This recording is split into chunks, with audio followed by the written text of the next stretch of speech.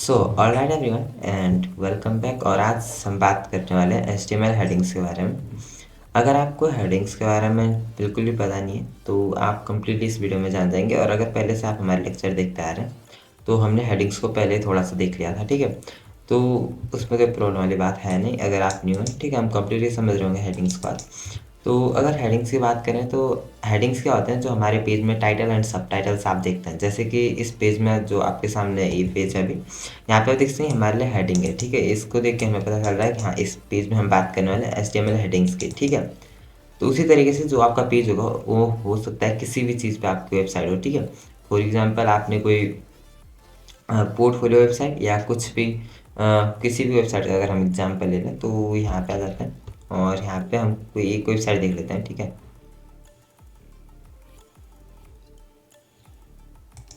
तो यहाँ पे ये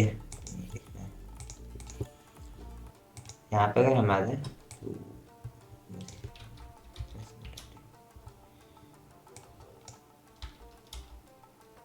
यहाँ पे अगर हम आए तो आप देख रहे हैं, जैसे यहाँ पे आप हेडिंग देख सकते हैं, up to 75% of a wide range of electronics and accessories from all small businesses, ठीक है। इस तरीके से पेज में जो हेडिंग होते हैं, जो टाइटल्स होते हैं, सब टाइटल्स होते हैं, उसको आप इस तरीके से हेडिंग का यूज़ करके लिखते हैं, ठीक है। तो हेडिंग का हम यूज़ करते हैं जब भी हमें अपने पेज में कुछ सब टाइटल डालने हो या फिर टाइटल अपने पेज पर डालना हो, ठीक है। उसके लिए हम इसका यूज़ करते हैं मेनली। अगर हम यहाँ पाएंगे तो यहाँ पे आप देखते हैं इस तरीके से यूज़ किया जा रहा है, ठीक है, हेडिंग्स को। How to sell an Amazon on अमेजन.in।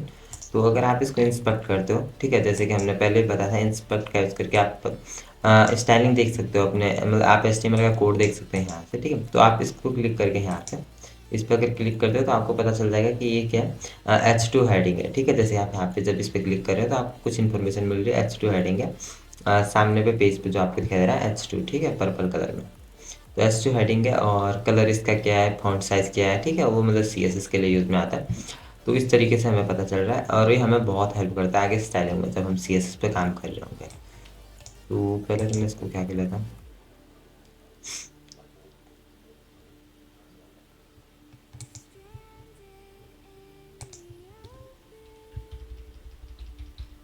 ठीक है।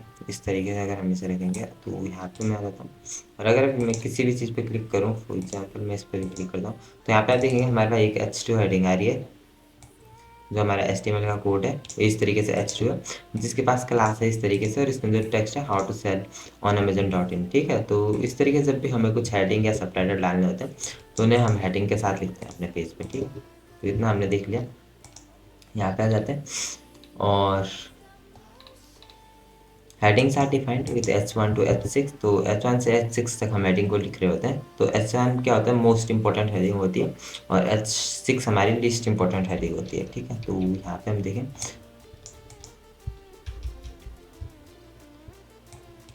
इसके अंदर जो भी हमने कुछ कोड कर रखा तो वो हमें पहले डिलीट कर लेना है।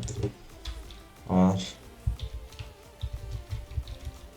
हेडिंग्स इन HTML, ठीक है, HTML headings H1 most important heading. तो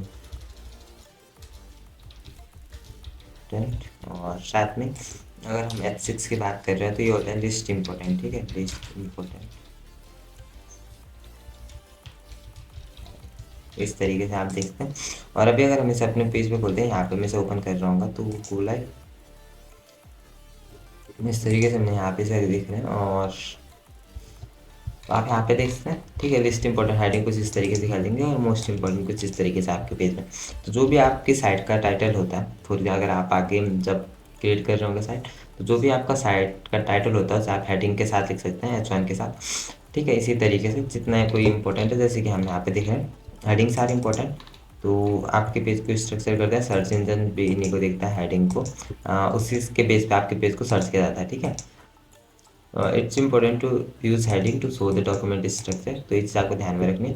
heading should be use for main heading, H1 को आपको मेन हेडिंग्स के लिए यूज़ करना है, followed by H2 headings, the less important H3। तो ठीक है, जितनी लेस होगी उतना, जितनी लेस इंपॉर्टेंट है आपको उस हेडिंग का यूज़ करना है। ठीक है, और जब भी आप चाहते हो कि आपके पेज में टेक्स्ट क्या बोल्ड हो या बड़ा हो, ठीक है, बिग टेक्स्ट या बोल्ड टेक्स्ट, तो उसके लिए आपको कभी भी हेडिंग का यूज़ नहीं करना है।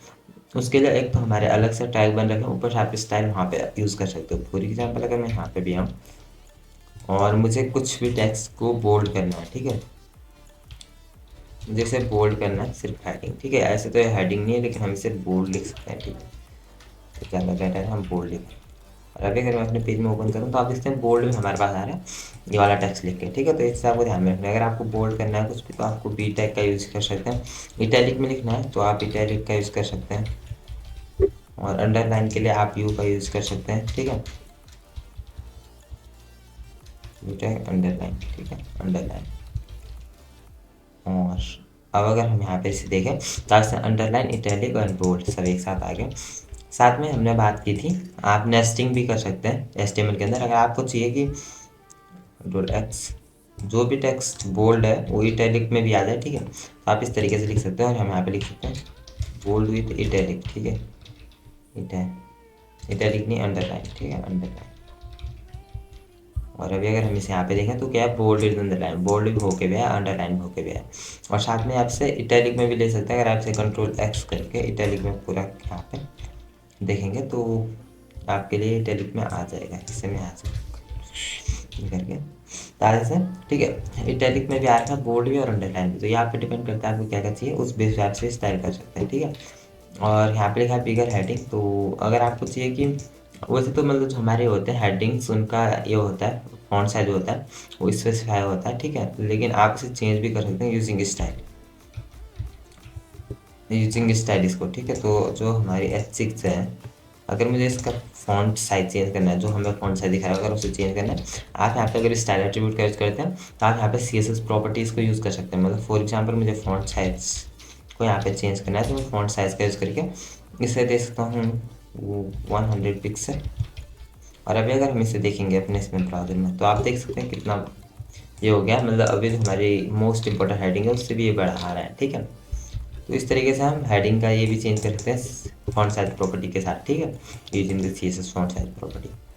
तो ये चीज़ आप कर सकते हो, लेकिन मैं प्रेफर करूँगा कि इसके लिए सिर्फ आप CS का ही यूज़ करें। ना तो आपको यहाँ पे इनलाइन में लिखने की ज़रूरत है अपने स्टाइल्स को। अभी हम कुछ टाइम तक लिख रहे होंगे जब तक हम HTML देख रहे हैं, ठीक है। और अगर आपको CSS में करना है तो आप CSS आके देख सकते हैं अलग से, ठीक है। यहाँ पे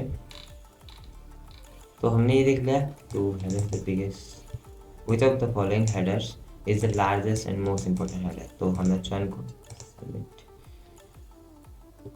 ठीक है। तो आज के लिए इतना ही। Thanks for watching and don't forget to hit the bell icon button अगर आप इस चैनल पर नए हैं।